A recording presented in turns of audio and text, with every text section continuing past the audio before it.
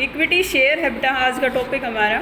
Equity shares जो होते हैं वो कंपनी के लॉन्ग पीरियड से रिलेटेड, फाइनेंस से रिलेटेड होते हैं और इसको हम समतांश बोलते हैं। और इक्विटी शेयर होल्डर्स जो होते हैं वो कंपनी के वास्तव में ओनर होते हैं।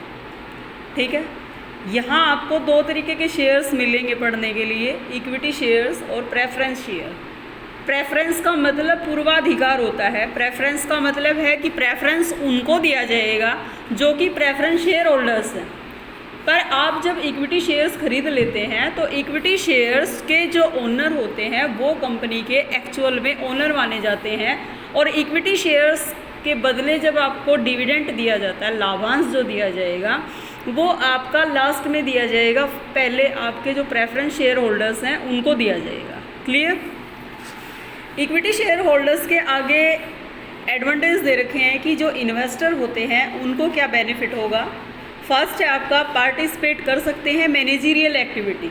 जितनी भी मैनेजमेंट की एक्टिविटी होंगी, आपका मैनेजरियल डिपार्टमेंट जो होगा उसमें आपके इक्विटी शेयर होल्डर्स पार्ट ले सकते हैं, पार्टिसिपेट कर सकते हैं। उन पे किसी भी तरीके का ये बर्डन नहीं होगा कि आप कंपनी के ओनर नहीं हैं। किसी व्यक्ति के पास सपोज एक शेयर भी है, 1 शेयर अगर उसने परचेज़ किया है तो भी वो क्या करेगा, इक्विटी शेयर होल्डर्स उस कंपनी का मालिक माना जाएगा और हर तरीके की जो गतिविधि होंगी कंपनी की उसमें पार्टिसिपेट कर सकता है। क्लियर? सेकंड है आपका कि डिविडेंड जो है आपका वो आपको मिलेगा लाभांश। ठीक है, और लाभांश लेने के लिए ही हम क्या करते हैं, इक्विटी शेयर्स को खरीदते हैं। आम तौर पर देखा जाए तो इक्विटी शेयर होल्डर्स का जो डिविडेंड होता है वो ज़्यादा होता है।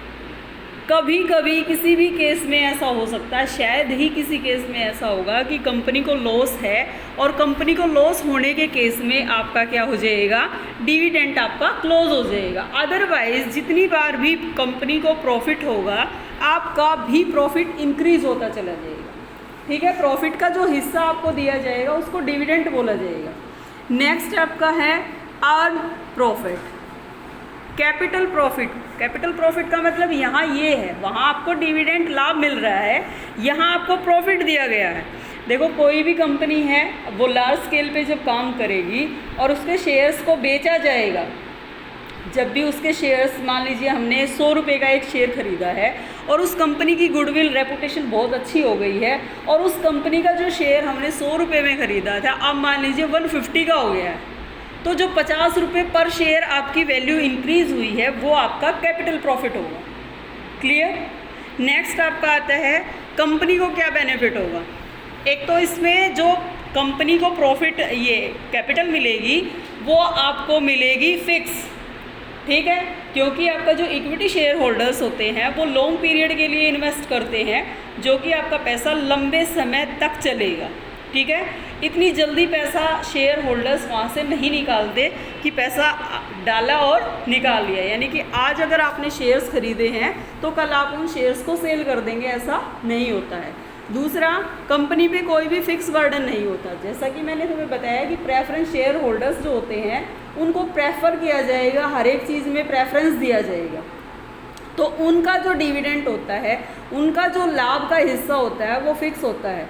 प्रेफरेंस शेयर होल्डर्स जब आप बनेंगे तो वहाँ आपकी रेट मेंशन होगी कि आपको 10% दिया जाएगा या 20% दिया जाएगा, जबकि आपका इक्विटी शेयर होल्डर्स में इस तरीके की कोई रेट मेंशन नहीं होती है। उसमें होता है क्या है कि ज़्यादा होता है तो ज़्यादा दे दिया जाता है, अगर आपके पास कम है तो आप कम ले लेते हैं।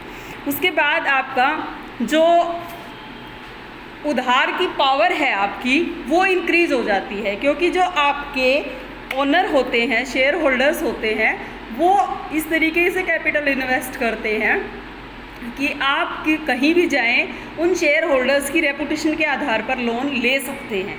नेक्स्ट है आपका कि आपको इनके बदले कोई चीज़ गिरवी भी नहीं रखनी पड़ती, मॉर्गेज में नहीं रखना पड़ता। आपको क्या करना पड़ता है, शेयर उनको प्रोवाइड करवाइए और उसके बदले में आप पैसा इन्वेस्ट कर दीजिए, इतना ही होता है। उसके बदले आपको किसी भी तरीके की कोई एसेट्स गिरवी नहीं रखनी पड़ती। ठीक है, आमतौर पर अगर लोन लेते हैं तो कोई ना कोई हमें अपनी श्योरिटी के लिए रखना पड़ता है कि हमारे डॉक्यूमेंट रख लीजिए या हमारा कोई लैंड है उसको रख लीजिए।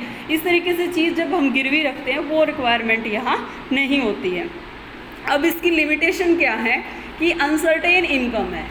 ठीक है, अचानक इनकम बढ़ भी सकती है और घट भी सकती है, स्थायी इनकम इस पे नहीं होती है। सबसे पहली बात तो इन्वेस्टर को ये लॉस हो जाता है। कई बार जब कंपनी को लॉस होता है तो इक्विटी शेयर होल्डर्स को भी लॉस होता है। ठीक है, उसके बाद जो आपका मंदी की स्थिति होती है, जब डाउनफॉल पे होता है मार्केट आपका बिल्कुल, तो उस टाइम पे आपके जो शेयर्स की वैल्यू है वो भी डाउन हो जाती है। उसके बाद किसी भी फर्म का जब लिक्विडेशन किया जाता है, लिक्विडेशन का मतलब है कि उसका नवीनीकरण एक तरीके से किया जाता है, तो उस चीज़ टाइम पे भी आपके शेयर्स की वैल्यू जो है वो अप या डाउन जा सकती है। उस टाइम भी आपको लाभ बाद में मिलेगा, पहले प्रेफरेंस शेयर होल्डर्स को मिलेगा।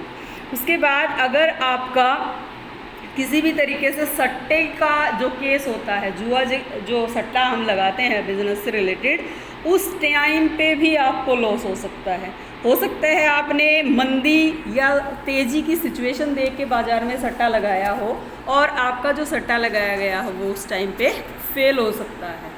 ठीक है, इसके बाद कंपनी को क्या लॉस हो सकता है, ट्रेडिंग ऑन इक्विटी, यानी कि उनकी जो कैपिटल पे इन्वेस्टमेंट पे जो आपको रिटर्न देना पड़ता था ना, कि शेयर्स की वैल्यू आप बढ़ा के बेच रहे हैं, वो चीज़ आप पे बर्डन बन जाती है। दूसरा, आपके जो ओनर होते हैं वो बहुत ज़्यादा हो जाते हैं, क्योंकि जिसने भी एक शेयर खरीद लिया वही क्या बन गया, ओनर बन गया। उसके बाद आपका जो कैपिटल स्ट्रक्चर है वो फिक्स नहीं होता, फ्लेक्सिबल रहता है, कभी बढ़ जाता है कभी घट जाता है।